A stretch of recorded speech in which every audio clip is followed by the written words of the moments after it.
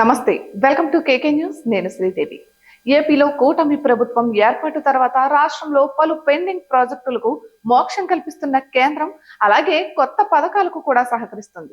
అందులో భాగంగా తాజాగా డిప్యూటీ సీఎం పవన్ కళ్యాణ్ శాఖకు సంబంధించిన ఓ కీలక పథకానికి ఏపీని కేంద్రం ఎంపిక చేసింది.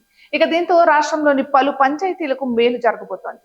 ఈ మేరకు కేంద్ర ప్రభుత్వానికి చెందిన కెపాసిటీ బిల్డింగ్ కమిషన్ కీలక ప్రకటన చేసింది.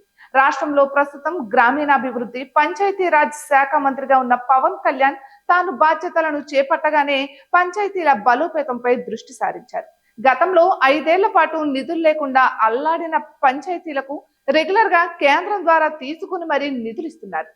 ఇదే క్రమంలో పంచాయతీల బలోపేతానికి మరో కేంద్ర ప్రభుత్వ పథకంలో వాటిని భాగస్వాములు చేశారు. కేంద్ర ప్రభుత్వం పంచాయతీల్లో సమగ్రాభివృద్ధి కోసం వికసిత్ పంచాయత్ కర్మయోగి పథకాన్ని ప్రయోగాత్మకంగా అమలు చేస్తోంది. ప్రస్తుతం బీజేపీ పాలిత రాష్ట్రాలైన గుజరాత్, అస్సాం, ఒడిశాల్లో మాత్రమే అమలవుతున్న ఈ పథకాన్ని పవన్ చొరవతో ఇప్పుడు ఏపీకి సైతం విస్తరించారు. కేంద్ర ప్రభుత్వానికి చెందిన కెపాసిటీ బిల్డింగ్ కమిషన్ ఈ మేరకు నిర్ణయం తీసుకుంది. ఈ కార్యక్రమం కింద రాష్ట్రంలోని అల్లూరి సీతారామరాజు జిల్లాలో ఉన్న 15 పంచాయతీల్ని ఎంపిక చేశారు. దీంతో పంచాయతీల్లో అధికార వికేంద్రీకరణ, అభివృద్ధిలో ప్రజల భాగస్వామ్యం, ఏఐ వాడకం వంటి చర్యలు తీసుకుంటారు.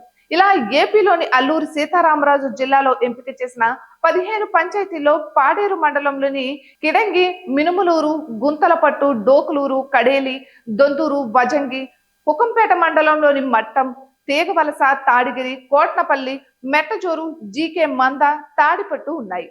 అలాగే జీ మాడుగుల మండలంలోని బోయితిలి కూడా ఉంది.